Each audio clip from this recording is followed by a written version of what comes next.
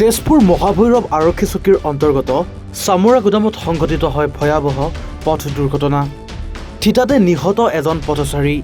ৰাতি প্ৰায় 11:20 সংঘটিত হয় এই পথ দুৰ্ঘটনাটি।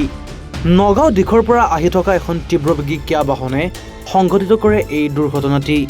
দুৰ্ঘটনা সংঘটিত কৰা বাহনখনৰ নম্বৰ ক্ৰমে AS12AK 5771।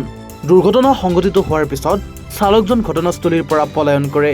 তাৰ পিছত তেজপুৰ যান-বাহন আৰক্ষী উপস্থিত হৈ মৃতদেহটো মৰণোত্তৰ পৰীক্ষাৰ বাবে তেজপুৰ চিকিৎসা মহাবিদ্যালয়লৈ প্ৰেৰণ কৰে আৰু বাহনখন আৰক্ষীৰ জিম্মাত লয়। Bureau report any Bharat 24। নমস্কাৰ, মই অজয় ফুকন আৰু এইখিনিতে সমূহ এনি ভাৰত চেনেলটোৰ যিসকল কৰ্মকৰ্তা আছে সকলোৰে মোৰ ফালৰ পৰা শুভেচ্ছা জ্ঞাপন কৰিছোঁ। অসমৰ আচলতে সংবাদ জগতত নতুনকৈ আচলতে এটি আত্মপ্ৰকাশ ঘটিছে আমাৰ নিউজ চেনেল এনি ভাৰত, আৰু এনি ভাৰতৰ এটা খুব ধুনীয়া এটা অনুষ্ঠান হ'বলৈ গৈ আছে।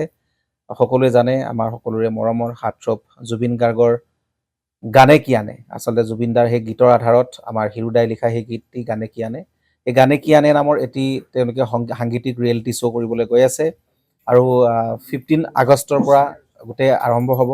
প্ৰথম অডিশ্যন অসমৰ ধেমাজি জিলাত আৰম্ভ কৰিব। গতিকে সমূহ যিসকল প্ৰতিভা আছে, যিসকলে গান ভাল পায়, যিসকলে তেওঁলোকৰ নিজৰ প্ৰতিভা আচলতে দেখুৱাব বিচাৰে, এই ৰিয়েলিটি শ্ব'ত গানে কি আনে এই প্ৰতিযোগিতাত অংশগ্ৰহণ কৰক আৰু খুব ধুনীয়া আপোনালোকে সুবৰ্ণ সুযোগ লাভ কৰিব।